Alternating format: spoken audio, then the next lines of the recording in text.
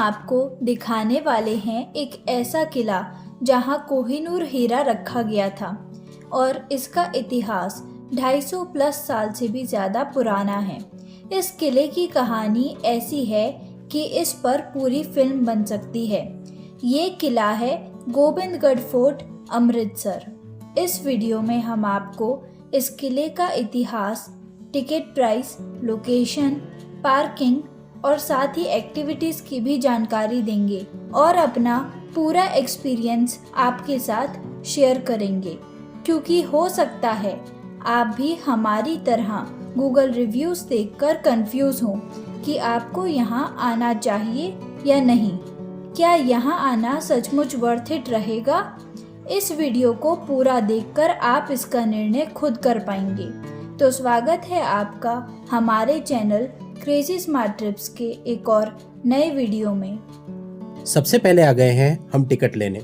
दोस्तों, जब हमने टिकट प्राइस के बारे में पूछा तो उन्होंने कहा 355 रुपीज पर हेड आपका टिकट लगेगा।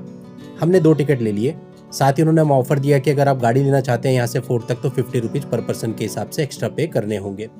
ये देखिए, टिकट है हमारा 710 रुपए का, लेकिन इसमें जो ब्रेकडाउन है उसमें लिखा हुआ है एंट्री टिकट केवल 65 का है। लेकिन टिकट लेने से पहले हमें ये नहीं बताया गया कि अगर आप सिर्फ एंट्री का टिकट लोगे तो वो 65 का है। उन्होंने कहा कि 355 का ही टिकट है और आपको वही लेना पड़ेगा, तो हमने वही ले लिया। बट ब्रेकडाउन देख के हम थोड़ा चौंक गए। खैर, ये एरिया है जहाँ पर पार्किंग होती है। ये जो गेट है यहाँ से हम बाहर जाएंगे। एक सड़क है, सड़क को क्रॉस करने के बाद दूसरी तरफ किला गोबिंदगढ़ का गेट है।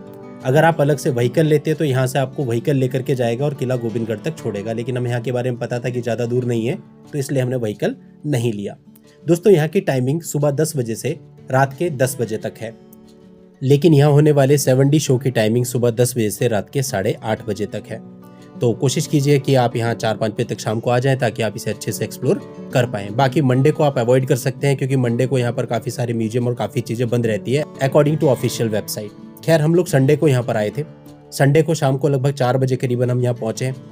तो अब हम अंदर चल रहे हैं और देखते हैं अंदर हमें क्या क्या देखने को मिलता है, क्योंकि बाहर तो हमें काफ़ी चीज़ें बताई गई कि अंदर लाइट एंड साउंड शो होता है, काफ़ी सारे म्यूजियम है, 7D शो है, इसके अलावा आपको मार्केट मिलेगी और लाइव परफॉर्मेंस और भांगड़ा वगैरह होगा। तो खैर, हम टिकट चेक करा के अभी अंदर आ चुके हैं। थोड़ा सा दूर आपको चलना पड़ेगा, ज़्यादा नहीं, हार्डली होगा 300 से 400 मीटर और आप मेन गेट पे पहुंच जाएंगे। सामने ही किला गोबिंदगढ़ का मेन गेट है। दोस्तों, अभी करंट टाइम पे यहाँ पर काफ़ी सारे इवेंट्स भी ऑर्गेनाइज होते रहते हैं, मैरिज वगैरह, पार्टीज वगैरह भी ऑर्गेनाइज होती रहती है, जिसकी एडवर्टाइजिंग बाहर ही लगी हुई है। तो आप उन पर्पज के लिए भी यहाँ पर बुकिंग करा सकते हैं। उसके लिए आपको मैनेजमेंट से बात करनी होगी। अभी सनसेट का टाइम है और देखिए कितना खूबसूरत नज़ारा दिख रहा है। सामने कई सारी कैनन यानी तोपें रखी हुई हैं, देखने में बहुत बढ़िया लग रहा है, भव्य लग रहा है। बाकी हम अंदर चलते हैं, अंदर से भी आपको दिखाएंगे। पहले आप बाहर का नज़ारा देखिए, कितना खूबसूरत नज़ारा है।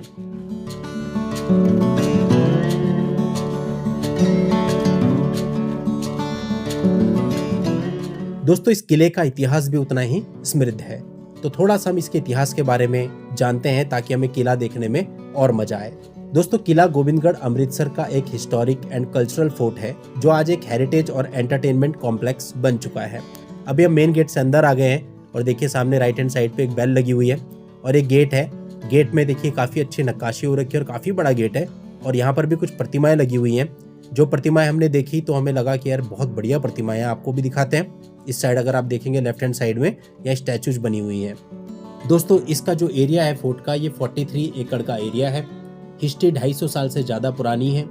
कहा जाता है कि इसे गुज्जर सिंह भांगी ने 1760 के आसपास बनवाया था, तब इसका नाम था भांगियंदा किला।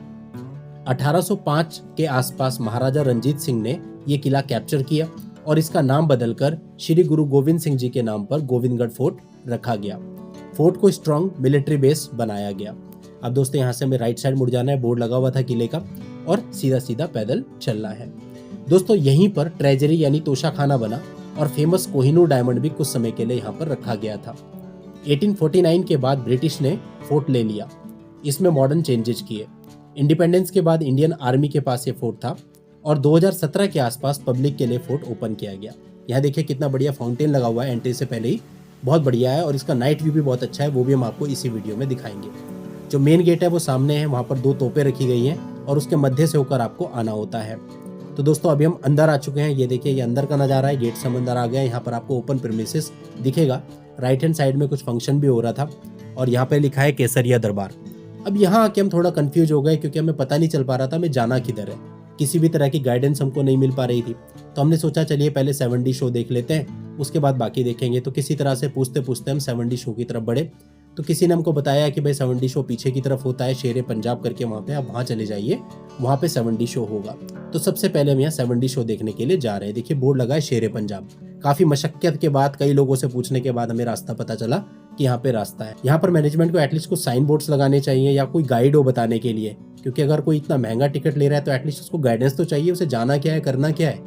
खैर, इन सब चीज़ों को फेस करते हुए हम यहाँ पे आए और आने के बाद हमने देखा शेर पंजाब। यहाँ पे बीच में रास्ते में कई सारी दुकानें भी हमको पड़ी, वहाँ से आप चाहें तो कुछ खरीद भी सकते हैं अगर आपका मन हो। तो वो लोग बुला भी रहे थे बट हमें कुछ परचेज नहीं करना था, तो हम सीधा यहाँ शेर पंजाब में 7D शो देखने के लिए आ गए। दो बाहर ये लाइन बने, काफ़ी अट्रैक्टिव है। दोस्तों 7D शो के लिए यहाँ पर वेटिंग एरिया बनाया गया है। जब तक शो शुरू नहीं होता आप उस वेटिंग एरिया में बैठ सकते हैं। आपको हम दिखा देते हैं। देखिए ये सामने रिसेप्शन है 7D शो का और राइट हैंड साइड पे दरवाजा है, ये वेटिंग हॉल है। अभी हम वेटिंग हॉल में जा रहे हैं, तो कुछ देर वो वेट कराते हैं ताकि कुछ लोग इकट्ठे हो जाए और फिर ये 7D शो स्टार्ट होगा। तो वेटिंग एरिया में हम लोग बैठ गए। दोस्तों वाकई 7D शो काफ़ी अच्छा था। महाराजा रंजीत सिंह पर एक शो था और एक कार्टून फिल्म उसमें दिखाई गई रोलर कोस्टर की तरह। अंदर की वीडियोग्राफी अलाउ नहीं थी, इसलिए हमने वीडियो नहीं बनाया। अब हम 7D शो देख के बाहर आ गए तो सेम सिचुएशन फिर हमारे साथ थी। कोई बताने वाला नहीं था कहाँ म्यूजियम है, कहाँ लाइव परफॉर्मेंस होगी, कुछ भी हमें पता नहीं चल पा रहा था। खैर फिर हम खुद ही घूमते घूमते गए तो हमें कुछ राइड्स दिखाई दी बच्चों की।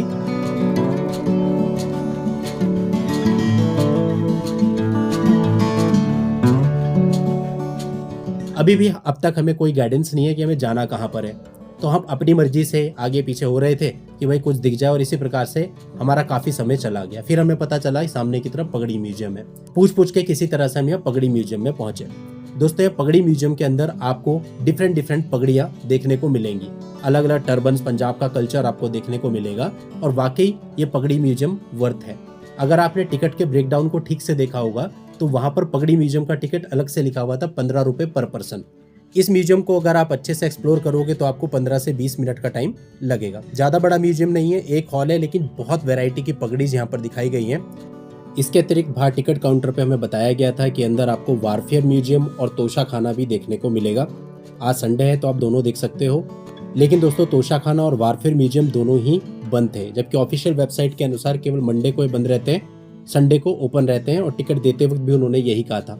लेकिन इसके बावजूद भी हमको ये दोनों मिस करने पड़े। हम केवल पगड़ी म्यूजियम ही देख पाए और इसके जस्ट बगल में एक आर्ट रूम और हिस्ट्री गैलरी है, बस हम उसको ही देख पाए। हमें काफ़ी दुख हुआ और रियलाइज हो रहा था कि हमारे साथ ऐसा नहीं होना चाहिए था। एनीवे, अब कुछ कर नहीं सकते थे।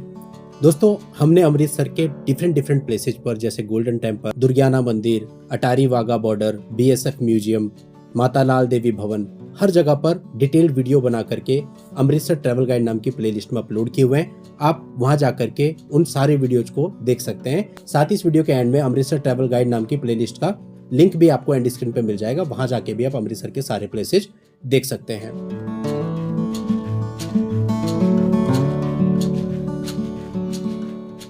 अब दोस्तों इस म्यूजियम को हमने पूरा देख लिया है और अब हम बाहर चल रहे हैं, क्योंकि हमें बताया गया था कि इस म्यूजियम के साथ में ही कुछ और म्यूजियम भी हैं जहां पर आपको पंजाब की हिस्ट्री देखने को मिलेगी। तो अब हम उस म्यूजियम में जा रहे हैं। ये म्यूजियम में देखिए, इसके अंदर हम गए, यहाँ बाहर ये पोस्टर लगा हुआ था, यहाँ कुछ आर्टिस्ट का नाम लिखा है आई थिंक। अब हम अंदर गए तो यहाँ पर हमें कुछ पेंटिंग दिखाई दी, लेकिन ये पुअरली मेंटेन था। आप देख ही रहे हैं, जो लाइट है वो ब्लिंक कर रही थी, यहाँ पे प्रॉपर लाइटिंग नहीं थी। और यहाँ पे कुछ पिक्चर्स लगी हुई थी, ये हमने देखी। हालांकि जो पेंटिंग्स थी वो काफ़ी अच्छी थी, नो डाउट, बट वही है कि लाइट ब्लिंक हो रही थी, तो यहाँ पर प्रॉपर हम लोग फोटोग्राफी भी नहीं कर पाए, फोटोज भी अच्छी नहीं आई, और वीडियोज में भी कई जगह ये ब्लिंकिंग लाइट दिखाई दे रही है। तो एटलीस्ट इसको मेंटेन करना चाहिए। इसके बगल में ये दूसरा रूम है जहाँ पर कुछ पंजाब के कल्चर के बारे में हिस्ट्री लिखी हुई है, जिसको आप पढ़ सकते हैं। अगर आपका हिस्ट्री में इंटरेस्ट है तो काफ़ी कुछ जानने को आपको यहाँ के बारे में मिलेगा। ये एक और रूम है जो कि पेंटिंग्स के जस्ट बगल में ही है।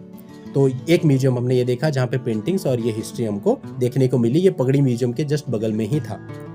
अब हम आगे बढ़े कि और देखते हैं यहाँ पर क्या है। हमें बताया गया था कि काफ़ी म्यूजियम है। तो हम जब इससे बाहर निकले तो बाहर निकलने के बाद राइट हैंड साइड पे एक फ्लोर था।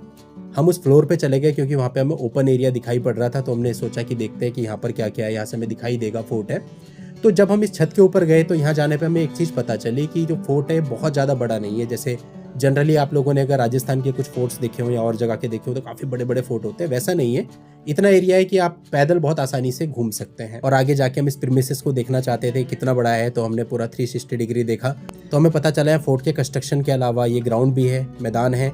इस वीडियो में आगे हम आपको इस किले का नाइट व्यू भी दिखाने वाले हैं, जो कि बहुत ही औसम है। जब हम यहाँ थे तो ऊपर से एक फ्लाइट भी जा रही थी, हमने उसको भी कैप्चर किया। अब हम नीचे आ गए हैं और इस समय अंधेरा हो चुका है, लाइटिंग हो चुकी है। लाइटिंग से सब कुछ काफी अच्छा लगने लगा है। दोस्तों इस वीडियो में भी आपको काफी जानकारी देंगे, तो यदि आपको हमारी यहाँ तक की वीडियो अच्छी लगी हो तो वीडियो को लाइक जरूर कर देना, शेयर कर देना और चैनल को सब्सक्राइब भी कर देना। हम जब मैजिशियन के पास गए और हमने इसको मैजिक शो दिखाने के लिए बोला तो इन्होंने इनडायरेक्टली हमसे एक्स्ट्रा पैसे की मांग करी और मैजिक शो नहीं दिखाया। फिर हमने मैनेजमेंट में कंप्लेंट करी, उन्होंने उनको डांटा, तब जाके मैजिक शो दिखाया। और वो मैजिक शो भी बिल्कुल बेसिक था, जो कि आपको बस स्टैंड और रेलवे स्टेशन पे इजीली देखने को मिल जाता है। इसके बाद बारी आई लाइव परफॉर्मेंस की। तो पहले तो उन्होंने बोला था लाइव परफॉर्मेंस थोड़ी देर में होगी। अब जब हमने उनसे पूछा तो मैनेजमेंट ने क्लियरली मना कर दिया कि कोई लाइव परफॉर्मेंस नहीं होगी, जबकि बाहर हमें कहा गया था कि अंदर लाइव परफॉर्मेंस होगी।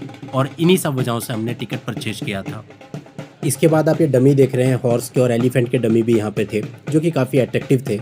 लेकिन एक्चुअल में यहाँ पे जो फंक्शन ऑर्गेनाइज हो रहा था ये सब उसका पार्ट थे, यानी आम दिनों पे आप जाओगे तो ये चीज़ें आपको यहाँ पर देखने को नहीं मिलेंगी। हमारे साथ और भी काफ़ी फैमिलीज थी जिन्होंने 6-6, 7-7 टिकट परचेज किए थे, वो भी बेचारे दुखी हो रहे थे। आपको कैसा लगा, ये वर्थ लगा? 7 आउट ऑफ 10। 70 शो के लिए ओनली। और बाकी म्यूजियम्स, लाइव परफॉर्मेंस कोई नहीं है, कोई गाइड करने वाला नहीं है। लोगों से बात करके हमें पता चला कि हम इकलौते ऐसे इंसान नहीं हैं जिनके मन में दुख हो रहा है। दोस्तों ये जो जगह है किला गोविंदगढ़, ये गोल्डन टेम्पल से 8.5 किलोमीटर की दूरी पर स्थित है। और इसके पास में दुर्गियाना मंदिर स्थित है, जो कि बहुत ही बढ़िया मंदिर है और जिस पर हमने अलग से वीडियो बनाया हुआ है, जो कि यहाँ से मात्र 800 मीटर की दूरी पर है। हम गोल्डन टेम्पल से स्पेशली यहाँ आए थे इस किले को देखने के लिए। अब अगर इन शॉर्ट हम बात करें तो हमें जो हमने प्राइस पे किया उसमें क्या क्या मिला। एक तो पगड़ी म्यूजियम देखने को मिला जिसकी कॉस्ट 15 रुपीज़ थी। फोर्ट में हम अंदर एंट्री कर पाए और एक हमें 7D शो देखने को मिला। क्या क्या हमें देखने को नहीं मिला? तोशा खाना हमें देखने को नहीं मिला, वारफेयर म्यूजियम देखने को नहीं मिला, लाइव परफॉर्मेंस नहीं मिली और किसी प्रकार का साउंड एंड लाइट शो भी नहीं हुआ। और ये सब चीज़ें हमें बाहर बताई गई थी कि होंगी और ऑफिशियल वेबसाइट पर भी मेंशन है। इसके अलावा दोस्तों यहाँ पर कैमल राइड और हॉर्स राइड भी होती है, ऐसा वो कहते हैं, और उसके लिए आपको बाहर से एक्स्ट्रा पेमेंट करना पड़ता है। तो वो तो हमने एक्स्ट्रा कुछ लिया ही नहीं था, बिकॉज हम ऑलरेडी कंफ्यूज थे रिव्यू देख के कि हमें जाना भी चाहिए या नहीं। अब दोस्तों 355 रुपीज पर हेड के हिसाब से पे करके अगर मुझे सिर्फ पगड़ी म्यूजियम और 7D शो देखने को मिलता है तो how can I satisfy. Actual में व्लॉग्स का मतलब ही यही है कि सही इन्फॉर्मेशन ट्रांसपेरेंसी के साथ व्यूअर को दी जाए। लेकिन आजकल व्लॉग्स में क्या होता है कि चीज़ों को ओवर हाइप करके दिखाया जाता है, जिसकी वजह से लोगों को सही जानकारी नहीं मिल पाती और उस ओवर हाइप के चक्कर में कई बार गड़बड़ हो जाती है। अब हमने आपको सब कुछ ट्रांसपेरेंसी से बता दिया है कि कितने का टिकट है और हमें यहाँ पर क्या क्या मिला, ताकि आप खुद निर्णय ले सकें कि आपके लिए यहाँ आना वर्थ इट रहेगा या नहीं रहेगा। आज की इस वीडियो में इतना ही। नेक्स्ट टाइम नई डेस्टिनेशन के साथ हम आपसे फिर मिलेंगे। तब तक के लिए good bye and thank you for watching. Take care.